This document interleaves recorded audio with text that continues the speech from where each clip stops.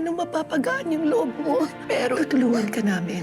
Hazel, sa totoo lang, gusto ko talaga mabigyan ng hustisya yung nangyari kay Jessica. Hindi ko na alam kung anong iisipin ko. Si Jessica, yung hustisya na kailangan niya, yun ang isipin mo. Jeffrey naman, bakit niyo na naman pinuntahan si Hazel? Eh, kasi gusto ko kausapin daw ni tatay si Hazel. Nakipagkita ka pala kay Hazel. Eh, paano nga kung ang tingin ng driver, tinulak ni Colleen si Jessica?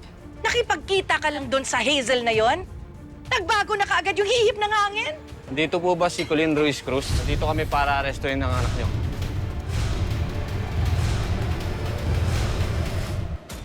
Nay? Ikaw si Colleen Cruz? Sandali lang. Pero masasal agad. Bunso. Sandali. Sandali, pag-usapan natin to. Sandali lang, sir. Sir. Mrs., baba na po ng order ang korte. Nandito kami para arestuin ng anak niyo. Ginagawa lang namin ang trabaho namin. Pero wala nung kasalanan yung anak ko. Korte na po ang magdidesisyon. Diyos ko, tulungan niyo po kami. Colleen Cruz, naaresto ka namin sa salang pagpatay kay Jessica Capistrano Cruz. Hindi ko po siya pinatay. Boss, baka pwede rin pag-usapan muna to. Wala namang kasalanan yung kapatid ko eh. Bakit pinupusasan niyo agad? Sir, tsaka nasasaktan yung kapatid ko, oh. Sandali. May karapatan kang manahimik. Ano man ang sabihin mo, maaaring gamitin to sa isang hukuman. May karapatan kang magkaroon ng abogado. Kung wala kang kakayahan na kumuha ng abogado, may isang itatalaga sa iyo ang korte. Ngayon, naintindihan mo ba yung karapatan na ito na pinapaliwanag sa iyo? Opo, hindi po. Nay, tulungan niyo po ako. Huwag kang matakot. Sasamahan kita. Telma, sasama ako. Huwag na, Manuel. Tawagan mo si Atty. Yeban. Sumunod ka agad kayo sa presinto, ha? Jeffrey, samahan mo ako, Tara na anak. po. Hindi, ikaw nang bahala dito. Pare! Sandali naman. Sandali lang. Dahan-dahan naman oh. Ano ba?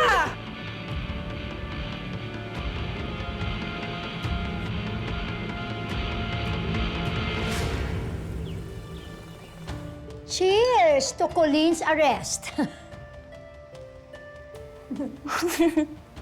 Friend, anong sabi ni Attorney Salazar?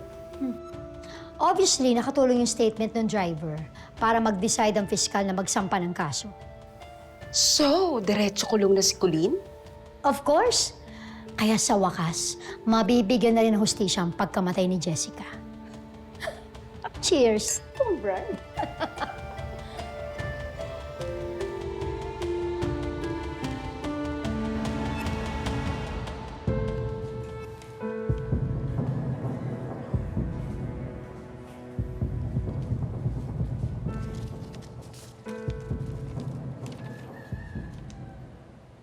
Sige, pasok ka na sa loob.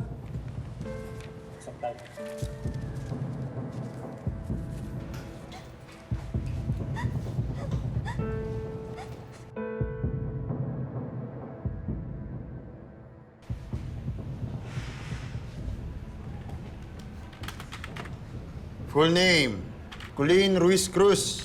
Ilan taong ka na? 20 po. Yan yun! Yan yun! Siya yun! Siya yun! Siya yun! Siya yung tumulak doon si Jessica! Pakinggan mo ako! Malabanan! Yan yun! Tumigil ka na! Siya yung driver na nakasagasa kay Jessica. Kung hindi mo tinulak yung babaeng yun, hindi ko siya nasa mabubundol. Hindi ba ako makukulong? Kasalanan mo to! Hindi ko siya tinulak. Kasalanan mo yan! Hindi Ikaw ko talaga yun! tinulak. Ikaw talaga! Hindi. Ikaw yan! Sir, please, maniwala po kayo. Hindi ko po yun magagawa. Kapatid ko yun. Hindi ko siya tinulak, sir. Huwag ka magsalita. Wala pa dito si Atty. Yeban. Sige, tawagan mo na si Atty. Yeban. Hindi ko siya tinulak, sir. Nag-text ka na ipapunta na Bunso, papunta na sa attorney, ha? Kaya na natin lahat to. Tama na. Hindi ko yung magagawa. Kapatid ko yun.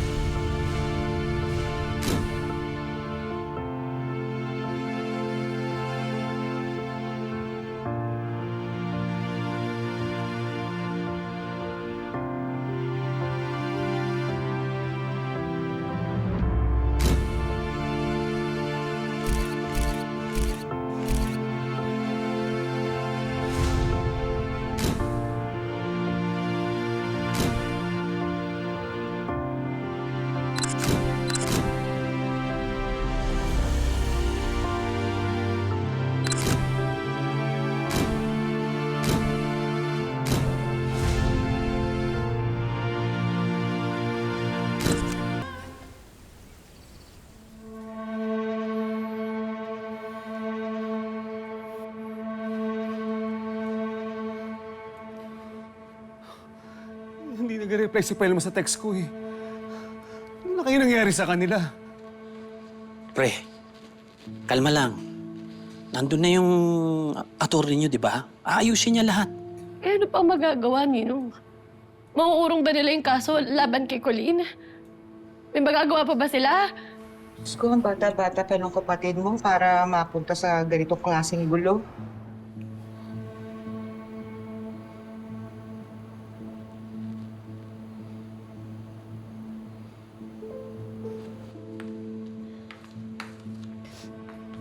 Joel, sorry nasira birthday mo.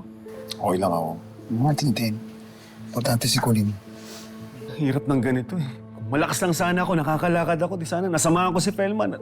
Damayan ko si Bunso.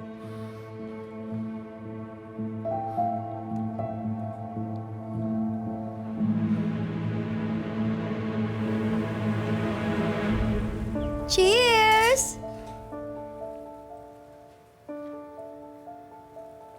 Congratulations, attorney, for a job well done.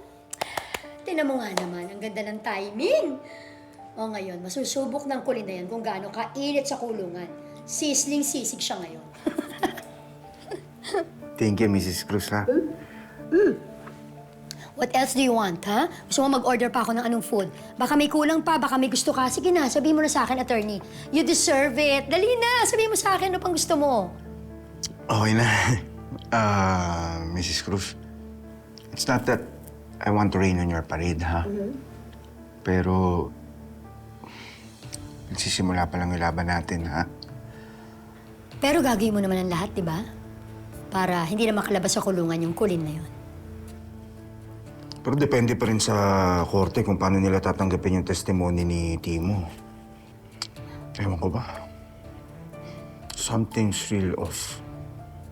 Pwede ba, attorney? Huwag mo nang problemahin si Timo o malabanan. Okay na yun.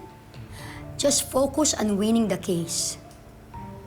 At siguraduhin mo lang na hindi na makakalabas ng kulungan. At matutos na doon yung babaeng sisig na yun. Aba, relax. Sige na, kain pa, attorney. Ayan, kala ko wala ka ng gana eh. Sige lang, deserve na deserve mo yan.